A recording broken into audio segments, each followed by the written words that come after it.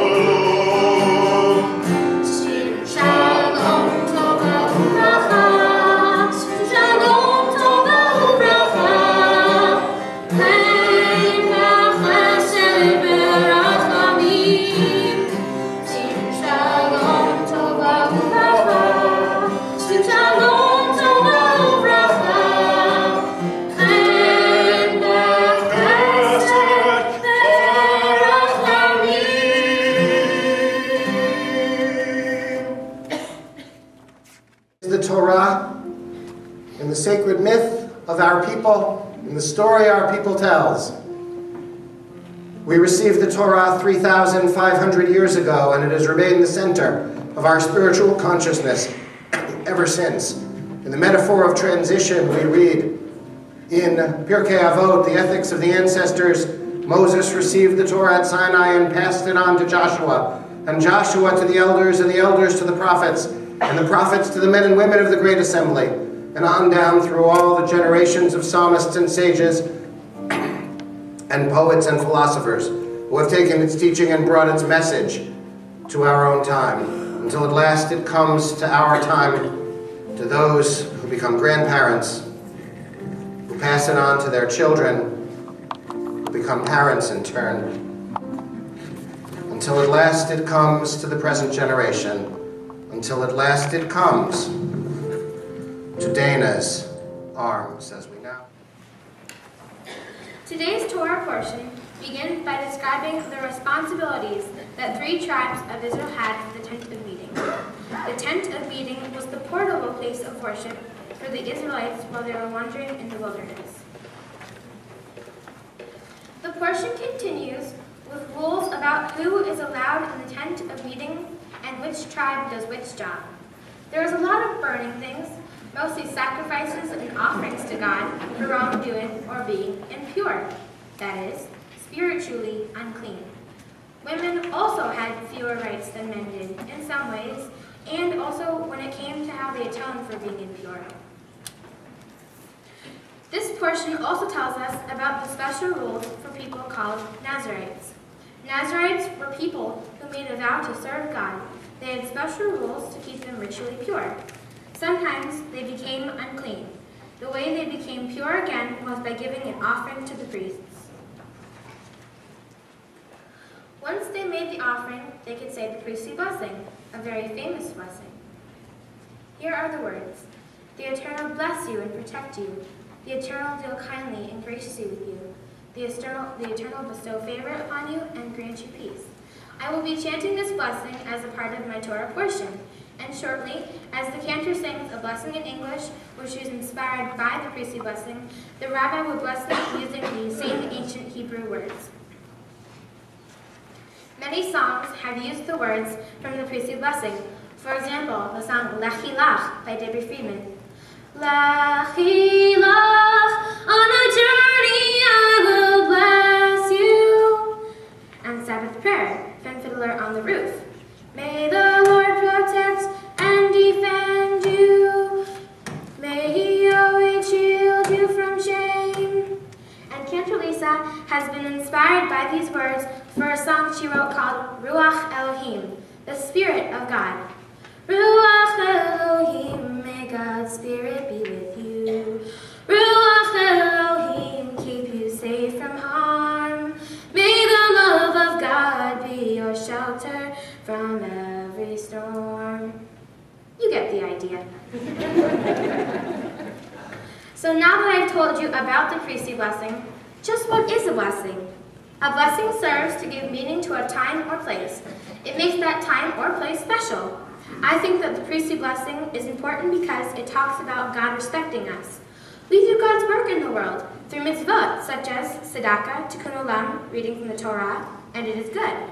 When God respects us and appreciates who we are, God shows us what we can appreciate and respect in other people. One way that I think we appreciate and respect other people at Temple Shalom is recognizing that members of our congregation come from all over the world, and that includes me. Many people, when they look at other people from different countries, they might not think about the talents they have. They might think only the few things they know about that country. In my case, people think I'm from many different countries, not Kazakhstan, where I was born. Generally, people are surprised when I sing Jewish music, but not at Temple Shalom. Here, there's a whole rainbow of people with lots of good things to offer, and we're all Jews, and that's pretty cool. Some of us are adopted and come to Temple Shalom that way. Other people come from other countries, and other people were born here. We go to Sunday school, become bar and bat mitzvah, get confirmed, and learn lots of Jewish prayers and music. I've learned to respect all kinds of people and be surprised by what I find out about them. And it is too bad that some people do not take the time to find out about others because they're missing out on a wonderful learning experience. I go to a school called the McLean School of Maryland, which supports different learning styles and also has many different cultures. We learn to celebrate our gifts and accept our challenges. URJ Camp Harlem, the sleepaway camp many of us at Temple Shalom attend, also reflects the diverse community of the Reformed Jews. My favorite part of camp is Shabbat, because then you can really see everybody praying, singing, and loving being Jewish. It has helped me prepare for my bat mitzvah. It is so wonderful to look out at here everyone today and see everyone sharing this day. I think God has taught me a lot about how wonderful respecting differences can be. Baruch Hu et Adonai Habarach. Baruch Adonai Habarach le'olam va'ed. Baruch Adonai Habarach le'olam va'ed. Baruch atah Adonai Eloheinu melech haolam asher bachar banu mikol ha'amim v'natan lanu et Torato. Baruch atah Adonai noten haTorah. Amen.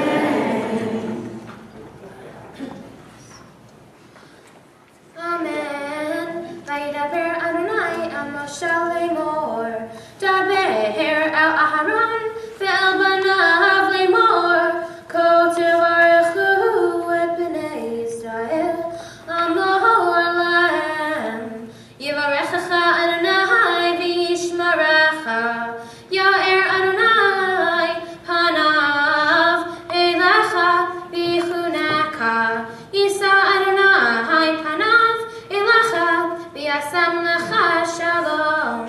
V'samu et shemi al bnei Yisrael v'ani avarechem. V'sotam Torah asher sam Moshe lifnei bnei Yisrael. Ari Adonai b'yad Moshe. The Haftarah portion for this Shabbat comes from the book of Judges, chapter 13, verse 2 through 25. Haftarah is the Hebrew word for conclusion and refers to the concluding reading from the Tanakh, the Hebrew Bible, after the Torah portion is read. There are three possible reasons why we read Haftarah. The first one is to remind us of what should have been read from the Torah but could not be. Because in the 2nd century BCE, the Median king would not let the Jews read Torah. The rabbis chose selections from other books of the Tanakh that had related themes to the Torah portion for this week. The second reason for reading Haftarah could be to connect the Jewish community a long time ago added these readings to make other parts of the Bible more familiar. Finally, the third reason for reading Haftarah could be to connect the Torah to later history and remind us of the important ideas. In this Haftarah portion, Manoah's wife was visited by the angel of God, and the angel told her she would have a child. Manoah did not believe that God's angel had visited his wife. So the angel came back and told Manoah and his wife that she would have a child. The mother was told not to eat or drink anything impure, or to cut the child's hair, because the child would be born a Nazarite. This is the connection to today's Torah portion. So the child was born and named Samson. He became known for his strength. As I explained in my Devar Torah, back then, Nazarites chose to be Nazarites. However, Samson was different. He was a Nazarite from birth. He was also different because he was instructed never to cut his hair, which was considered a source of his strength. Being different is sometimes hard and sometimes good. Sometimes you do not get treated equally, like being an African American in the South before there were laws about integration. Women also have not been treated equally. Women only got voting rights in 1920. And then there are Jews. We have not been treated equally many times in history. In ancient times, we were slaves in Egypt, and that wasn't fair. During World War II, Jews were simply murdered because they were different. This year, I went to the Holocaust Museum with my 7th grade Sunday school class. My dad and I watched and listened to Holocaust survivors on video. They told about how they were treated badly even though they didn't do anything wrong. But they fought back and some escaped, and many survived. Because they did, many more Jews are here today. So being different can be a really good thing in a place like Temple Shalom, as I spoke about in my Devar Torah, but not in all other places or in all other times is being different good. We've got a lot to work on. People don't kill people because they are different. People don't have to hate people because they are different. People don't have to treat people wrongly or unequally because they are different. Just as Samson's strength comes from his hair, so we're told, our strengths can come from our differences. If you'd like to follow along, this Haftarah portion can be found on page 547 of the JPS Tanakh. After I recite the opening Haftarah blessing, I will begin chanting chapter 13, verse 2. Baruch atah Adonai Eloheinu melech haolam asher bachar b'milim tovim v'ratza b'divrayim hane'emarim be'emet. Baruch atah Adonai chabocher b'torah u'b'Moshe avdo u'b'Yisrael abo u'b'nbiei ha'emet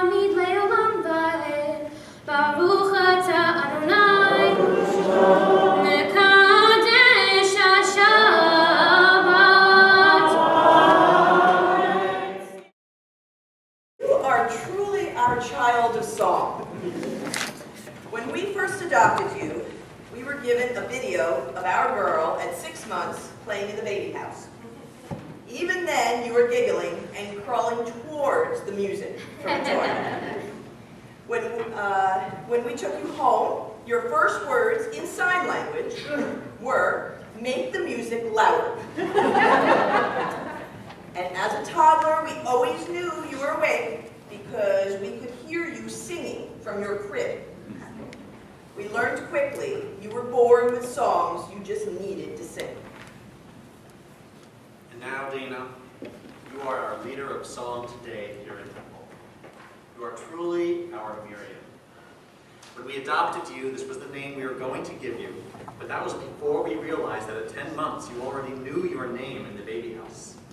We couldn't take this away from you, so we gave you the name of Miriam as your Jewish name. We liked the name because it started with the letter M and honored so many of the people we loved that were no longer with us. It was also Grandma Mayor's Hebrew name. But best of all, it was the name of an ancient prophet who was Moses' sister. You've heard of the Red Sea parting and the Jewish people able to leave Egypt and being slaves. Well, there was a sister named Miriam who led the people in song as they walked across the sea. We know, Dana, if you had been there, you would have been leading those songs as well. Dana, when you were around 7, I once asked you why you loved to sing so much. I thought you would simply say, because you're good at it.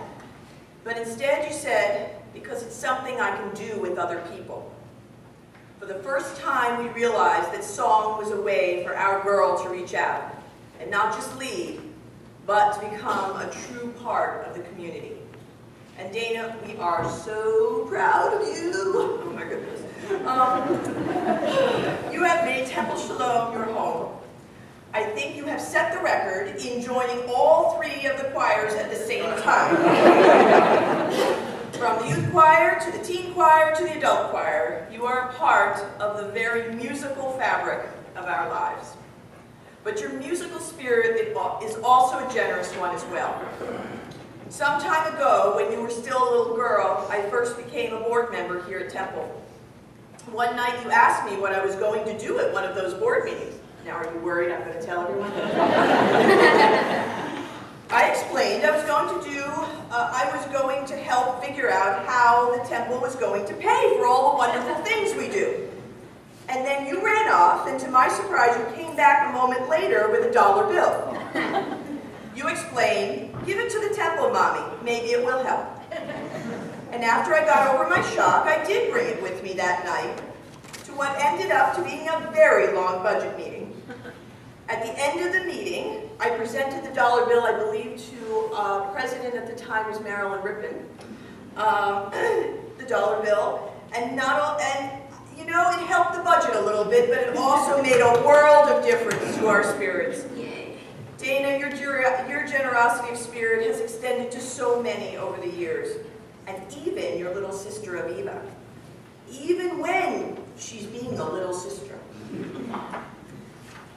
Dana, your generous spirit has never left you. This year, you happily wake up early on Sunday mornings to help teach in the pre-K classroom. And now you have all these 4-year-olds who think you're a rock star. And I'm not kidding. When she walks down those halls, these little kids leave their mommies and daddies and they run to hug Dana. That's my teacher. But as we know, rock stars, especially Jewish rock stars, can't be just born this way. Our Temple Shalom family has been so supportive over the years. From Rabbi Feshbach, who wouldn't let us quit the temple all those many years ago, no joke, to Cantor Lisa, who has been an inspiration in growing her musical spirit, to Andy Mark, your Hebrew tutor, and Scott Kravitz, your Madrik, who became a special part of our household for, it says endless months, but beautiful months. Endless and beautiful. Of Bat Mitzvah prep. To Susan Zemsky, who enables our whole family to do all the crazy things we do at the temple, and there are many. To Mrs. Robinson, Yes. and all the special teachers who taught you over the years in religious school. Andrew Stewart, our amazing accompanist, who can follow you no matter how creative you get with your songs. To all of our temple friends who kvel weekly when Dana sings on a Friday night, and to all our friends and relatives who cheer on Dana at family get-togethers when the guitar comes out. To all of you, we are deeply grateful for helping our Dana to grow in her musical Jewish spirit, to truly become our Miriam. And to Dana, because you bring this spirit not to everybody, but truly to our house. With glee, which everybody, including Aviva, has watched every episode many times, for making ours a house of song. Dana, may you never lose this spirit, this ruach, because we need you to be our Miriam. Dana, you let us sing with you, and our world is better for it. We love you.